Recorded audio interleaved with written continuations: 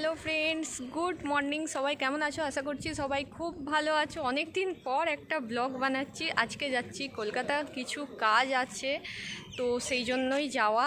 প্রথমেই বলি, তোমরা প্লিজ একটু প্রে করো ভগবানের কাছে যে কাজটার জন্য যাচ্ছি সেটা যেন হয়ে যায়, কারণ অনেক দিন ধরে ঘুরছি। কি কাজের জন্য যাচ্ছি সেটা আমি পরে জানাবো তোমাদেরকে, যদি কাজটা হয় তো সেই জন্য প্রে করো ভগবানের কাছে যেন আমার কাজটা একদম ঠিকঠাক হয়ে যায়। প্লিজ প্লিজ প্লিজ, আর পারছি না, বিশ্বাস করো। এই একটা কাজের পেছনে বছর বছর দৌড়ে সিরিয়াসলি আর পাচ্ছি না। তো চলো, ট্রেন তো একটু পরে মনে হয় চলে আসবে, বেশি দূরে নেই, দেখলাম যতটা চলে আসবে, একটা স্টপেজ পরে আছে।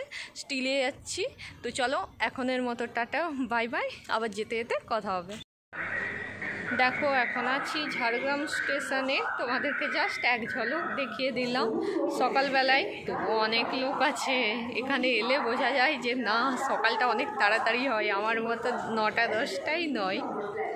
এখনও বসে আছি, ট্রেন তো আসেনি। যাই হোক, আমি ঘরের থেকে না মুড়ি আর চানাচুর আর ছোলা ভিজিয়ে রেখেছিলাম, তো সেই কাঁচা ছোলাটা ভেজা নিয়ে নিয়েছি, আর নিমকি। আর এখন আসার সময় এখানে দেখছিলাম গরম গরম চপ ভাজছে, তো ওটা লোভ লাগবে না, এটা হতেই পারে না, ওই জন্য নিয়ে নিয়েছি। কারণ এর আগের বারে না স্টিলে গেছি, পুরোটা একদম ঝালমুড়ি উঠেনি, আর আমার ট্রেনে উঠলে ঝালমুড়ি লাগবেই, এরকম একটা ব্যাপার। আর সকালে তো খাওয়াও হয় না ঘরে, ভালো লাগে না খেতে, সেই জন্য জাস্ট চা বিস্কুট খেয়েই বেরিয়েছি।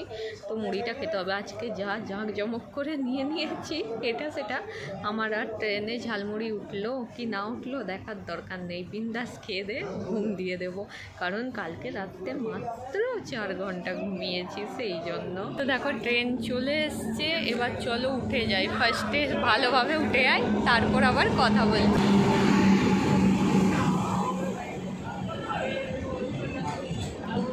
তো ট্রেনে চেপে গেছি, তো চলো এখন একটু ল্যাদ খাই, কি আর করবো।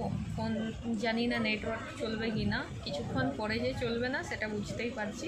তো চলো এখন বসে বসে ল্যাদ খাই, আবার কথা হচ্ছে।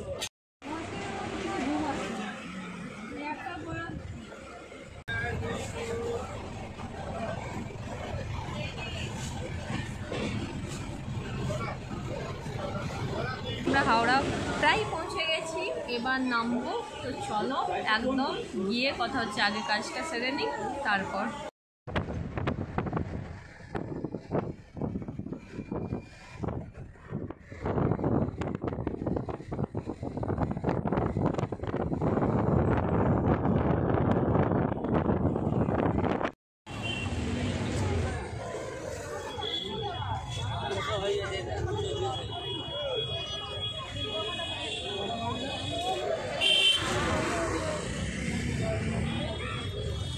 এই জাস্ট এসে পৌঁছালাম, ভীষণ গরম লাগছে, সত্যি কথা বলতে ভীষণ গরম লাগছে। আর যা অবস্থা হলো, ফার্স্টে বাসে চেপেছিলাম, এসি বাসেই, বাট এত ট্রাফিক আর এত দাঁড়াচ্ছে বাস, বিরক্ত হয়ে মাঝ রাস্তায় নেমে তারপর আবার ক্যাব করলাম, ক্যাবে করে তারপর এলাম। তো চলো আগে কাজটা হয়ে যাক, কাজটা 2টোর সময় টাইম দিয়েছে, হয়ে যাওয়ার পর বেরিয়ে আবার কথা বলছি তোমাদের সাথে। আমার এখানে যা কাজ ছিল সেটা তো আমি সেরে ফেলেছি। আর দেখো, খেয়ে নিলাম মোমো, খুব খিদে পাচ্ছে, আর সাথে সাথে বাস ধরে নিলাম, বাস পেয়ে গেছিলাম। তাছাড়া যদি এখন বাস না ধরে অন্য এদিক ওদিক ঘোরাঘুরি করি, তাহলে কিন্তু আজকে আর স্টিলটা পেতে হবে না। তো দেখো, হাওড়া মোটামুটি পৌঁছে গেছি, আর ট্রেনে উঠে পড়েছি, আর উঠে না উঠেই চা, পুরো মাথা ধরে গেছে, সেই জন্য। ট্রেনে উঠে গেছি, আর যা গরম, সত্যি বলছি খুব বিরক্তিকর লাগছে। আর এখন চা খাবো, ওই জন্য চা নিয়েছি। আর একটু আগে পরোটা খেলাম, আর ঘুগনি খেলাম, আর মোমো খেয়েছিলাম, সেটা তো বললাম তোমাদেরকে তখনই। তো চলো চাটা খেয়ে নিই, একদম বাড়ি গিয়ে তোমাদের সাথে কথা হচ্ছে। ট্রেন মোটামুটি একদম রাইট টাইমে ছেড়ে দিয়েছে, আর ট্রেনটা চলতে খুব আরাম লাগছে, কারণ গায়ে হাওয়াটা লাগছে। ট্রেনের মধ্যে যে ফ্যানগুলো আছে ওগুলো বেকার, কোনো গায়েই লাগছে না, আর যা গরম, সত্যি ওই ফ্যানে কিছুই হবে না।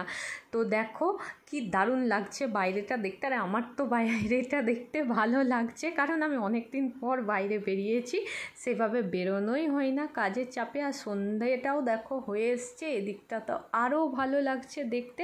আর বেশিক্ষণ কিন্তু দেরি নেই, আমরা মোটামুটি পৌঁছেই এসেছি ঝাড়গ্রাম। আর এখন দেখো দাঁড়িয়েছে ট্রেন খড়গপুরে, ও এরপরেই মোটামুটি পৌঁছে যাব ঝাড়গ্রাম আর কিছুক্ষণের মধ্যে। হোম হোম সুইট হোম, যাই হোক বাড়ি চলে এসেছি ঝাড়গ্রামে। আবার যখন নামছি ট্রেন থেকে মোটামুটি ভালোই বৃষ্টি পড়ছিল, তো হালকা ভিজে উঠছে মাথা, কিছু করার নেই, আসতেই হলো।